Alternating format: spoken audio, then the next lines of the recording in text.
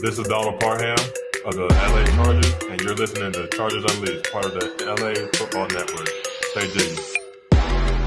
Welcome to another edition of Chargers Unleashed. Jake Hefner and Dan Wolkenstein here with you from the LAFB Network. Today's show, of course, is being brought to you by Underdog Fantasy, Aura, AG1, Mint Mobile, and Rock Solid Sports Memorabilia. If this is your first time tuning into the show, make sure to hit that like and subscribe button on YouTube. You can also follow us on Facebook, Twitter, Instagram, Spotify, and Apple Podcasts. Dan Wolkenstein, what a difference. Less than 12 hours? Or no. Yeah, what a difference a day makes, essentially. Technically, it was probably 13 hours from the end of that game. 13 hours, yeah. 13 hours, roughly, however you want to slice it.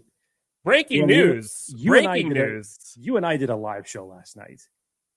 And to talk about the uproar that the Chargers fandom was in, and for good reason, after an absolute embarrassing historical loss to the Las Vegas Raiders on Thursday Night Football, we felt the pain of the fandom in that show last night.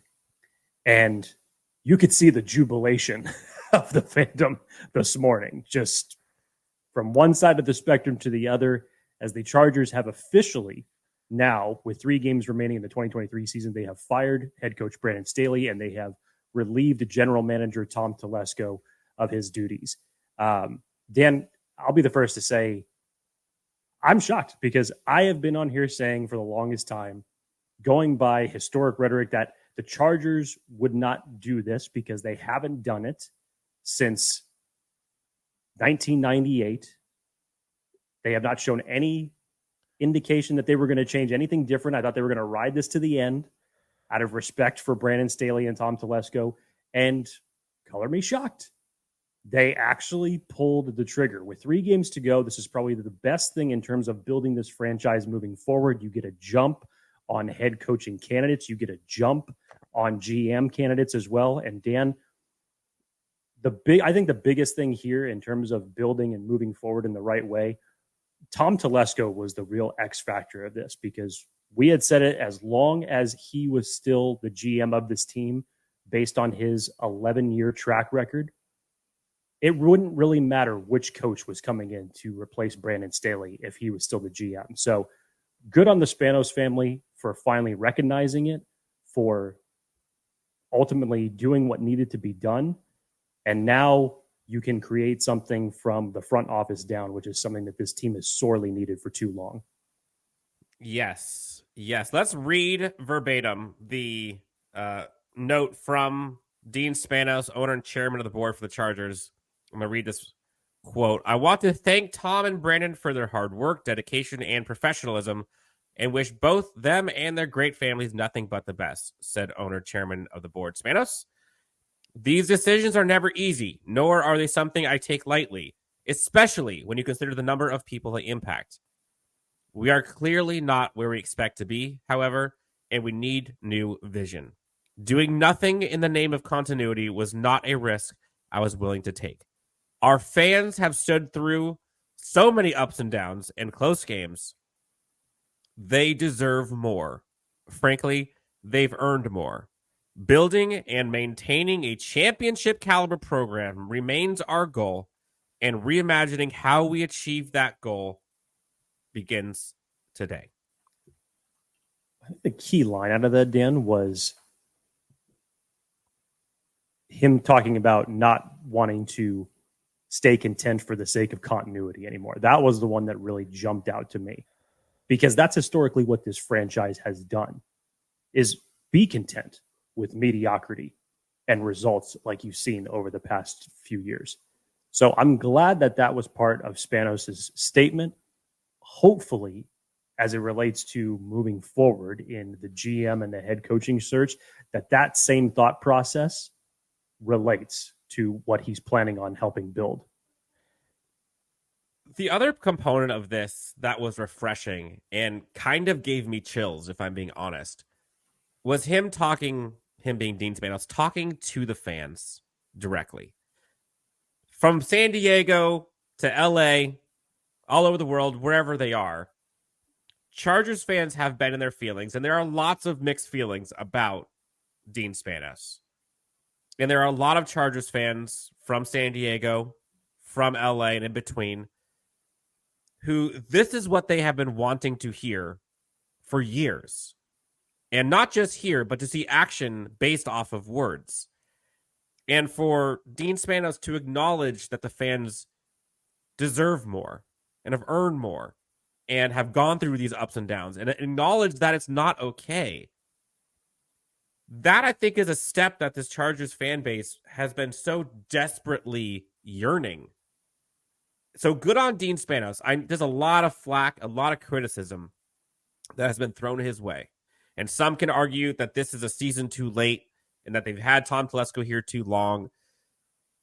There's no question. There's a lot of fear that Chargers fans, while they thought they knew what this team should do, there was fears that they wouldn't, or at least not go far enough.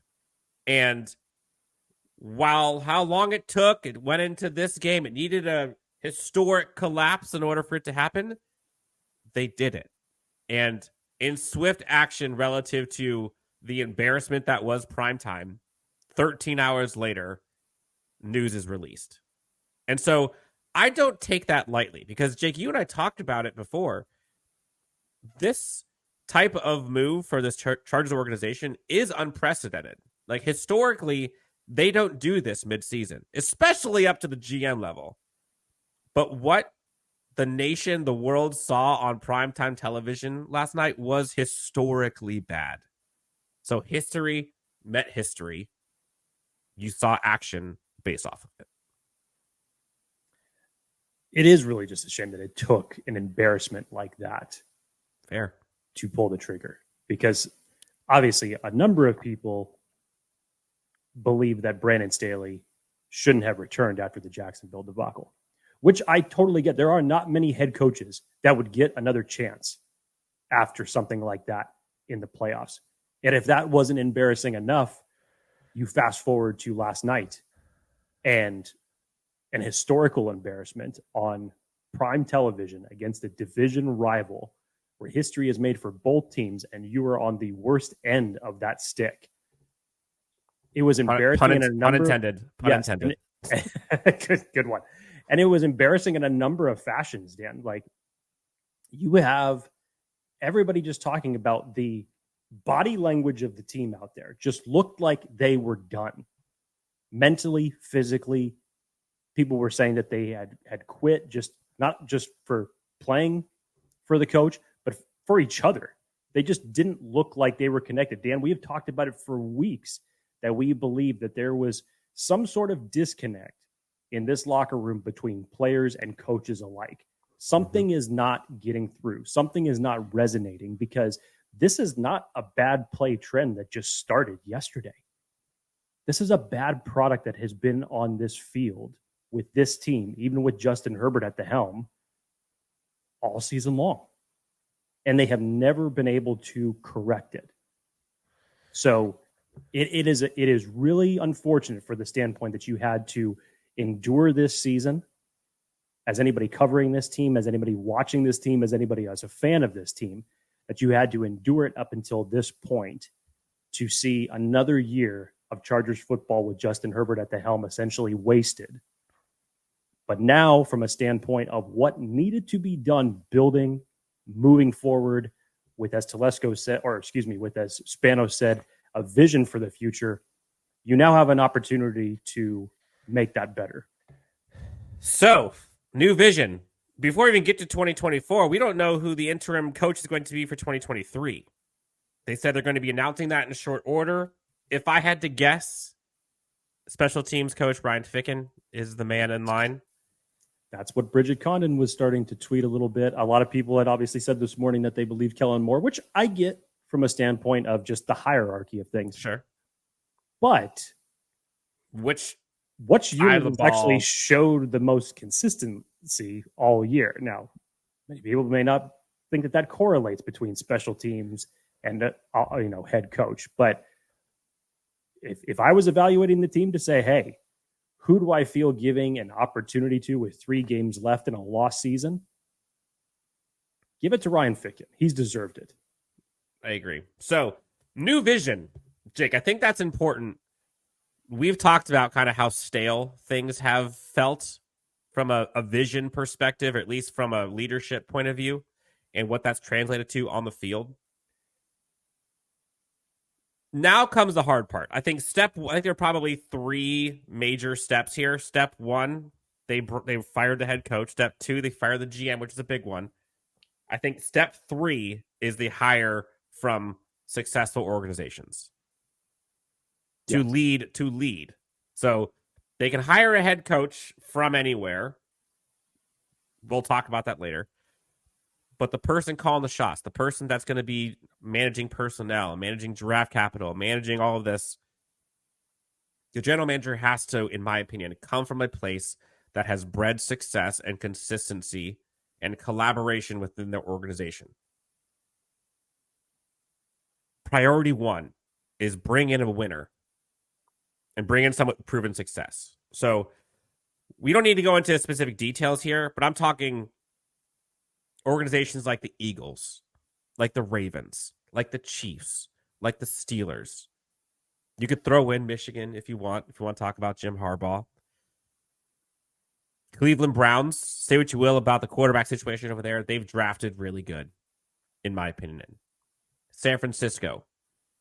All of these places have candidates that the Chargers could desperately use to beef up this team. Andy Whittle from the Pittsburgh Steelers, assistant GM. Mike Borgonzo from the Chiefs. Adam Peters from the Niners. Alec Hallaby from the Eagles. Catherine Reich, Glenn Cook from the Browns. Joe Horitz from the Ravens. Trent Kircher from the Seahawks. There's a whole list of names. Jim Harbaugh. They need a winner. They need someone that comes from a winning franchise that has done this and has a vision that is modern, in my opinion. That's the first step in the new vision, is bringing a vision that works and that is proven. I think it's also important to note there, Dan, of the names that you read. So Mike Brzezinski and Adam Peters would be my top 2 choices if we were just taking it off this list. But Adam Peters is a guy who has interviewed for general manager positions before. He has been on the scouting teams or the front office teams of championship teams. Notably with Adam Peters, he was with the New England Patriots from 2003 to 2008, with the Denver Broncos between 2009 and 2016. And if you remember what those teams were when they were in their Super Bowls, you remember how those teams were built and how they drafted, and obviously the free agent home runs that they were able to hit. Those are the things that you need to look for. Now, obviously, as Dan said, there's a plethora of names that you can go with. But you look at those organizations and you look at more so not just the first round talent in what you're able to build with. It's what you do after the first round. It's what you do after day 2. It's how you build out the rest of those free agents that collectively, as a group, with whoever the head coach is going to be able to come in, develop these players, and get them to a point where it is not such a big drop-off between a starter and the next guy down. And more importantly, probably, I know that Tom Telesco kind of was completely opposite from A.J. Smith when it came to paying certain players. And we kind of got out of that rhetoric. But the Chargers are unfortunate right now because now they have put themselves in a very rough contract situation heading into 2024. More so it is where Tom Telesco has failed is the big free agents that you have attempted to sign over these years. There have been so many of them that have been swings and misses, and that has cost this team from a financial standpoint dearly. You have to be better in terms of where you're allocating money to the right type of player that's going to be able to come in to perform for you. Yeah.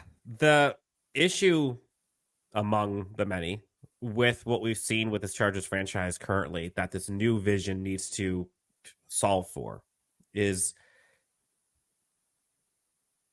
it's not just the first round draft pick. It's not just day 2. It's not just day 3.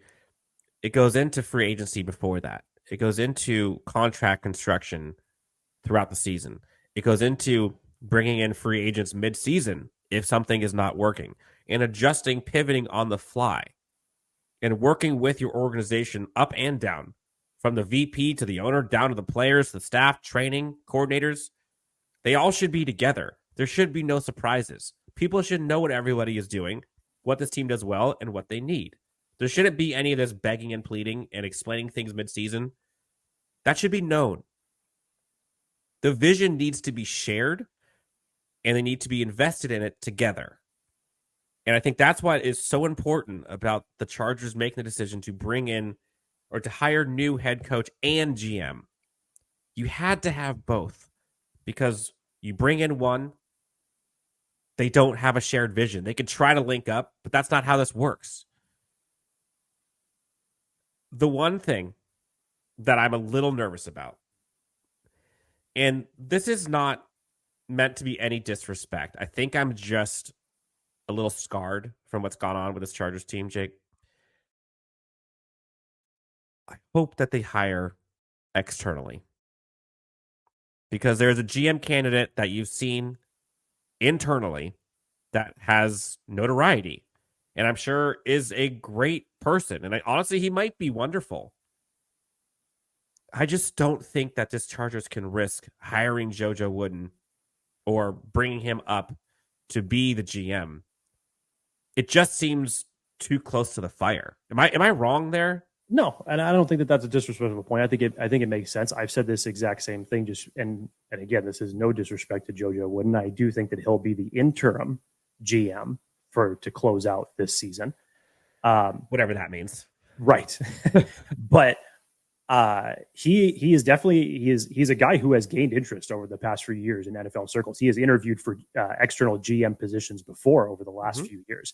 I think just from the standpoint of the umbrella of the team that was Tom Telesco and the vision that was there, and you saw what the ultimate results are. If Dean is talking about a different vision, this is where an external hire, I think, lives up to that billing.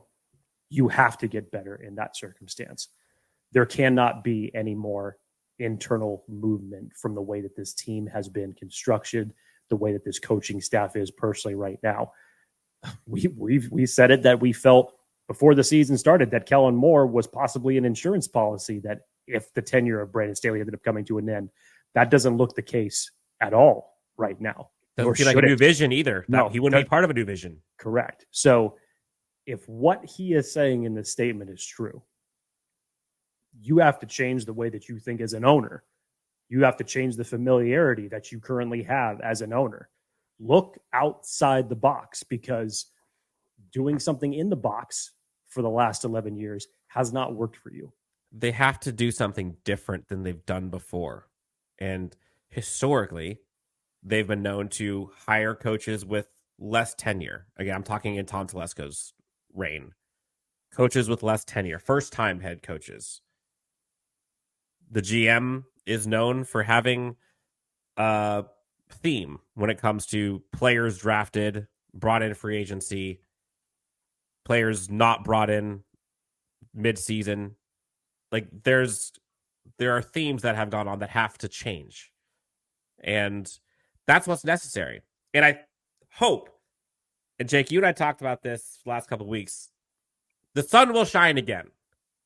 And it was so dark these past couple of weeks. Hell, you could say the last year. But this was a huge step in the right direction. Huge step in the right direction. And now the future can begin. You got 3 weeks left in the season.